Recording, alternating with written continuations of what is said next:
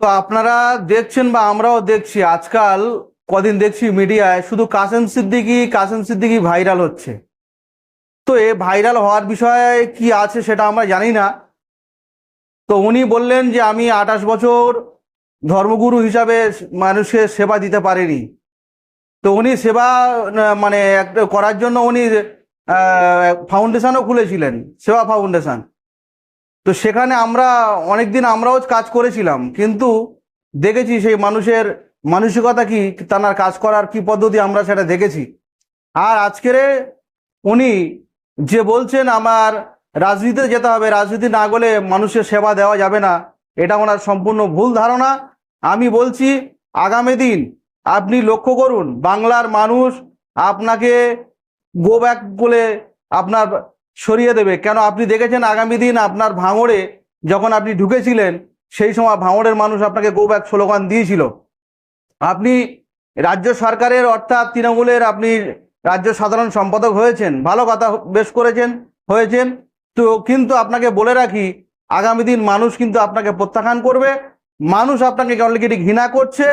আপনি ভালো করে দেখুন, আপনার এই সোশ্যাল মিডিয়ায় যে ফেসবুকে, হোয়াটসঅ্যাপে এবং ইউটিউবে এবং টিভিতে যে সমস্ত আপনার ভিডিও চলছে, সেখানে দেখবেন মানুষ আপনাকে কিভাবে কুৎসা করছে, মানুষ আপনাকে কিভাবে মানে কথা বলছে, আপনি সেটা লক্ষ্য করুন।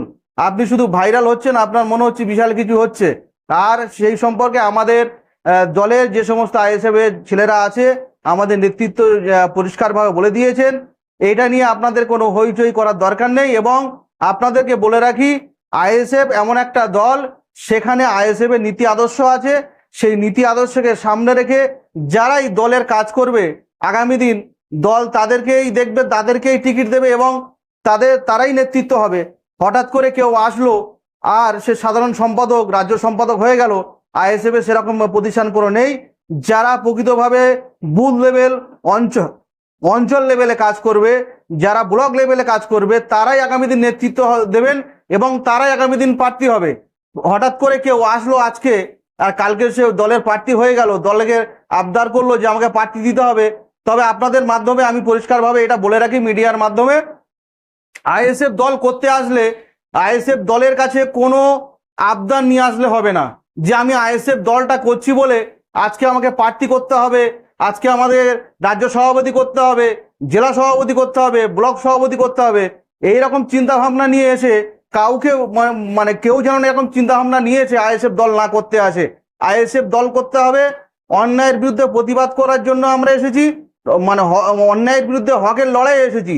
সেইখানে আপনাদেরকে পরিষ্কারভাবে বলে রাখি, আইএসএফ এ আবদার নিয়ে আসলে হবে না।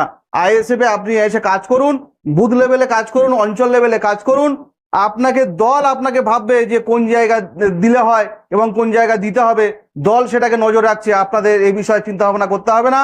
আর এই যে কাসেম সিদ্দিকীর কথা বলছেন, পরিষ্কারভাবে মানুষই ওনার দ্বিচারিতা বুঝতে পেরেছে, উনি যে মানুষের সাথে কেমন দ্বিচারিতা করেছে। আগামী দিন প্রত্যেকটা ধর্মগুরুর জায়গায় উনি যে জলসা করে এসছেন, অধিকাংশ এলাকায় আপনি খোঁজ নিয়ে দেখবেন ওই কাসেম সিদ্দিকী একাধিক জলসায় দাওয়াত নিয়ে সেই সমস্ত জলসাগুলো উনি যাননি। তার হাজারো প্রমাণ আমার কাছে আছে।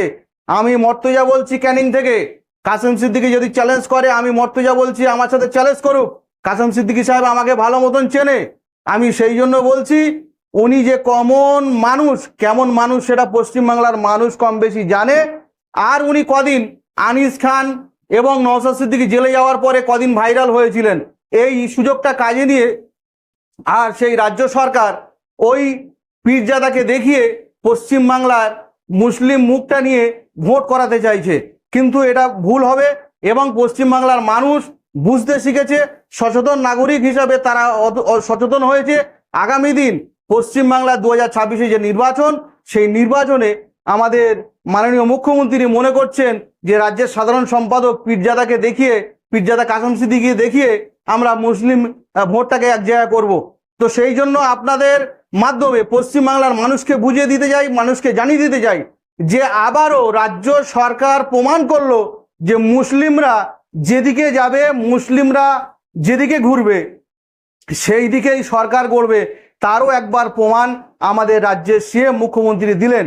উনিরা বলছিলেন যে পীরজাদা কেন রাজনীতি করবেন, ধর্মগুরু ধর্ম করবেন, তার রাজনীতি করবেন কেন? সেই পীরজাদাদেরকেই নিয়ে রাজ্যের মুখ্যমন্ত্রী রাজনীতি করতে হচ্ছে। কোনোদিন উনি রেড রোডে চলে যায়, কোনো ধর্ম জায়গায় চলে যায়। কেন এ সমস্ত করবে? রাজ্য সরকারের কাজ হবে সেবামূলক কাজ। সেখানে ঈদের নামাজে যাওয়া বা কোনো ধর্মস্থানে যাওয়া এটা তো সভা পায় না, কিন্তু উনি যাচ্ছেন, যাক, কোনো আমাদের আপত্তি নেই। কিন্তু উনি যে পীরজাদাকে দেখিয়ে ভোট করাবো বলে চিন্তা ভাবনা করেছে, এই চিন্তা ভাবনা আগামী দিন ওনার এই চিন্তা ভাবনা বৃথা হবে। আগামী দিন এই চিন্তা ভাবনাকে মানুষ জল ঢেলে দেবে। আগামী 26-এর নির্বাচন আপনাদের বলে রাখছি, দেখে নেবেন।